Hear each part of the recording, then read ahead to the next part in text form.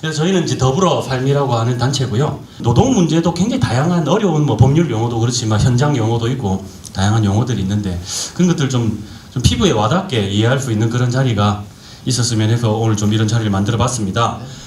제조사업장에서 공장에서 일하는 노동자들은 당연하게 야간 노동을 해야 된다라는 것이 대부분의 사람들 생각입니다. 자본가들이 참 머리를 잘 쓴 게 4억짜리 5억짜리 설비를 들여서 8시간만 돌리게 되면 얼마나 아까워요. 노동자들을 교대제로 돌리는 거죠. 그런데 실제로 우리 유성기업 노동자들 계산해봤을 때 2,500시간 정도를 일하고 있었습니다. 그러니까 임금이 당연히 높죠. 일을 많이 해서 난 돈 벌어가고 얘네들은 적은 임금으로 생산을 가져가려고 하는 아주 저급한 방법의 그런 것을 하고 있는 거였죠. 심해노동은 우리한테 안 좋은 거구나를 조합원들이 노동자들이 깨닫게 됐어요. 실무경제 위기가 오니까 자동차가 안 나가는 거예요. 생산량을 줄이는 거죠. 어떻게 합니까? 그나마 노조가 있는 데는 잔업특근만 안 시키고 뭐 이렇게 하는데 노조 없는 데는 사람을 줄여버리는 거죠. 예. 그러니까 잔업특근이 없어지니까 기본급만 받아가니까 불안한 거예요, 이 사람들이. 그러니까 이때부터는 주거연속위기대가 힘을 얻게 돼요. 저는 제가 설계했던 것은 당시에 88 근무, 8시간 8시간만 근무하자. 그러니까 심해노동을 그래서 안 할 수 있겠다 싶어서 사실은 그렇게 합의를 한 거예요. 2009년도에 합의를 한 거예요. 그러니까 현대자동차 자체도 89를 하고 있는데 지금 이제 납품업체가 88을 아주 선진적으로 지금 합의를 해버린 거죠. 그러니까 현대차 보기에는 이제 보기 좋진 않겠죠. 이제 그렇게 해서 이제 뭔가 일이 시작이 될 것 같은데요. 5월 18일까지 12차 교섭을 했습니다. 실제로 교섭할 때 저희가 쟁의행위 조정 신청을 넣을 때 보면 금속노조는 한 7차 교섭 정도 하면 쟁의행위 이거 조정 신청을 넣어요. 노동부에. 근데 12차 교섭까지 한 것은 노동조합이 인내를 가지고 교섭을 좀 했다라는 거죠. 약속을 했는데 왜 안 지키냐 이거였고 우리는 부품사다. 현대자동차 시행하고 나서 그 뒤에 한번 해보자. 이 똑같은 얘기로 약 12차 교섭까지 온 거죠. 당연히 노동조합 입장에서는 파업을 할 수밖에 없었던 거죠. 예. 파업이 경제를 좀먹는 굉장히 안 좋은 걸로 인식을 하게 됐는데 법으로 허용이 되어 있잖아요. 그죠?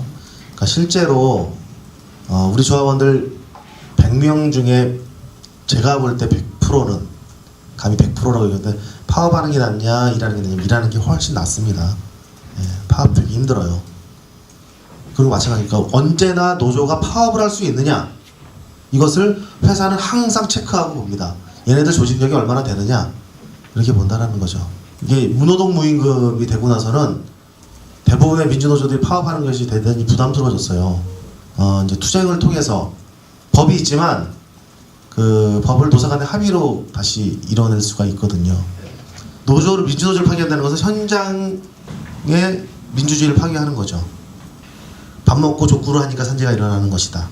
이렇게 교육을 해요. 즉 뭐냐면 민주적으로 현장을 운영하지 않겠다는 거예요. 노조 파괴라는 것은.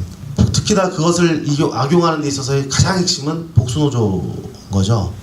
민주노조가 다수인 경우에는 개별교섭으로 가서 어용노조에게 교섭권을 보장해주는 방식으로 가고 민주노조가 소수인 경우에는 어용노조에게 교섭창구 단일화 절차에서 대표교섭노조권을 줘서 민주노조의 교섭권을 박탈시키고 쟁의권 자체를 없애버리는 방식.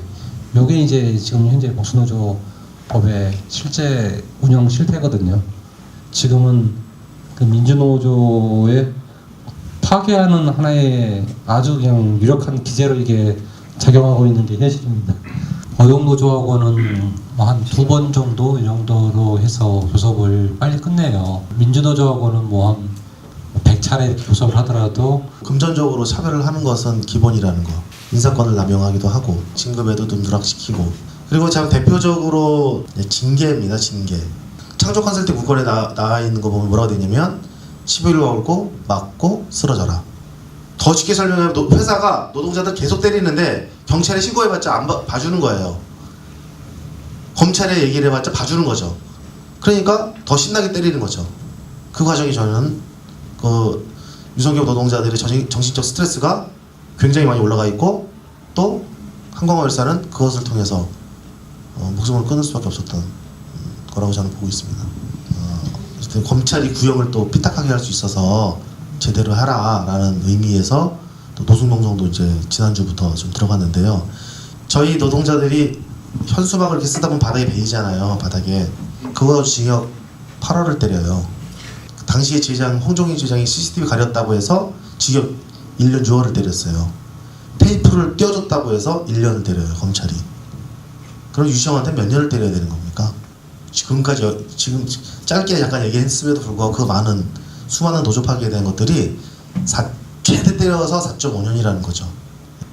구속도 일단 안 시킬 뿐만 아니라 굉장히 좀 경하게 처벌하는데 이게 지금까지는 계속 그래 왔었어요. 그리고 파업을 가지고 처벌하는 거는 저기 사실 외국에서는 있을 수 없는 일이거든요. 진짜 이거는 정말 상식에 반하고 어느 나라도 그러지는 않아요. 빨간 날 그 특근이나 잔업을 거부한 것 자체를 그 형사처벌했던 현대전자 전주공장 사례를 가지고 헌법재판소에 올려놨는데 한 4년 동안 이야기가 없어요.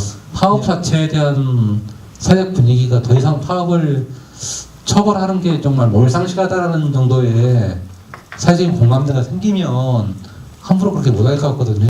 바깥에 공장 바깥에 있는 민주주의가 허물어지니까 공장 내부에 있는 민주주의도 허물어지더라. 저는 오늘 여기 오신 신현철 동지나 더불어삶 동지나 우리의 삶이 서로 연결되어 있는데 우리는 이걸 너무 따로 보지 않았나 싶습니다. 예. 노동의 문제는 다 우리의 모두의 문제이기도 하고 여러분의 고민의 문제도 우리의 문제인데 이것을 철저하게 저들은 분리시켜놨고 서로 시기하게 만들어 놓은 것 같습니다. 더불어삶 여러분들께서 이런 자리를 만들어 주셨기 때문에 이 간극을 조금이나마 좀 해소했으면 좋겠고 또 당장은 열사 문제 해결될 수 있도록 이길 수 있도록 저희 더욱더 열심히 할 테니까 지켜봐 주시고 또한 이 힘을 가지고 저희는 또 백남기 열사 문제, 세월호 문제 여기에 또 지금 이 국가 전반적인 이런 싸움에도 유성겸 노동자들은 먼저 나서서 싸울 겁니다. 고맙습니다.